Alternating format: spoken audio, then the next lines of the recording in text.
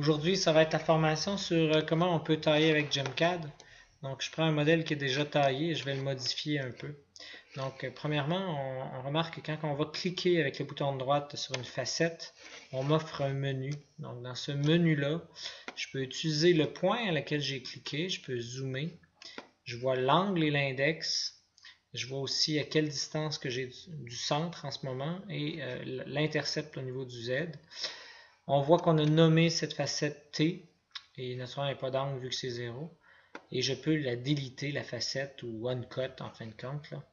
Donc je peux l'enlever comme ça. Donc, si je veux, je peux décider d'ajouter plus de facettes à ce standard-là.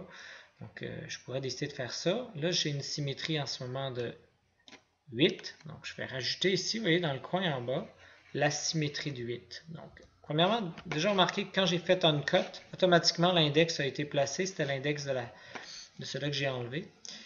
Et je vais décocher miroir, je vous montrerai plus tard qu'est-ce que c'est. Donc, voyez-vous, là, j'ai l'index qui est là, et là, ça me prend un angle.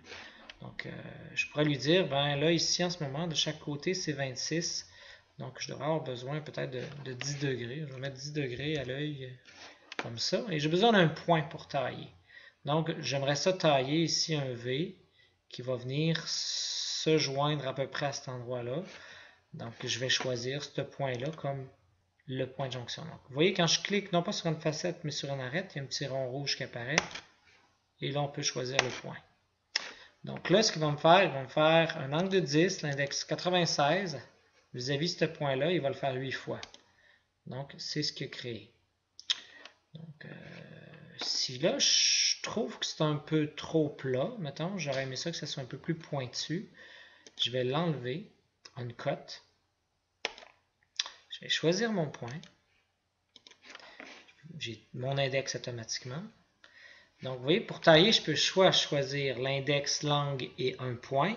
Je peux choisir aussi 2 points et un index. Donc là, j'ai déjà un point de choisi, j'ai déjà mon index de choisi. Et là, je veux que ça soit un peu plus pointu. Donc, je vais aller ici, puis je vais cliquer. Donc, ça va me faire une ligne là, beaucoup plus pointue. Je vais faire utiliser le point. En cliquant sur la facette, on me propose un point, donc je l'utilise.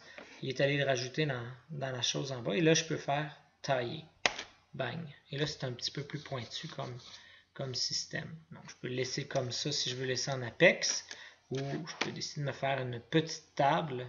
Donc, je vais cliquer sur le point où est-ce que je veux que la table se rende. Vous voyez ici, j'utilise, et là, je vais dire que je veux un angle de 0. Automatiquement, il met l'index 0, et il me taille une petite table.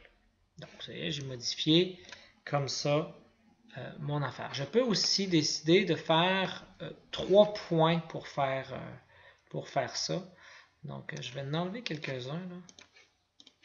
Je vais effacer pour avoir rien ici. Je peux décider donc, moi, de faire quelque chose de bizarre. Je prends ce point-là. Je veux avoir quelque chose qui s'en va dans cette direction-là ici, mais de l'autre côté plus évasé. Donc, je me dis, je vais essayer quelque chose de différent. Donc là, l'index, en choisissant 3 points, n'est pas arrondi. L'angle est donné comme ça. Donc, si je taille, on voit que ça a comme donné un petit twist, là, une petite hélice en fin de compte. Donc, cette hélice-là est intéressant. Là, il n'est pas un index normalisé. Donc, si on veut le normaliser, dès que je vais faire un cut, il va s'arrondir. Donc, je peux faire un cut, l'arrondir, rechoisir un point, rechoisir à peu près l'autre point, et c'est tout. J'ai pas besoin d'en choisir un troisième. Et là, il va me faire mon hélice. Bon, pas tout à fait pareil à ce que j'avais. Un peu comme ça. Donc, ça se fait rapidement. Donc, c'était une première introduction sur la taille. Ça se fait rapidement. Vous voyez, donc, je peux cliquer ici. On m'offre des points, les index.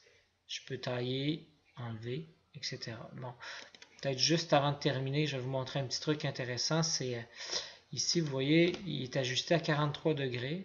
Je peux décider de changer, dans le fond, le tangent ratio. Je peux décider de le mettre, mettons, je trouve que c'est trop haut, je vais le baisser à 30. Et regardez bien comment ça l'a changé. Donc, montre. Voyez ce que ça fait. Donc, simplement ici, le très facile, il me recalcule tous les angles. Les index ne sont pas changés naturellement, mais il me recalcule tous les angles, les nouveaux angles.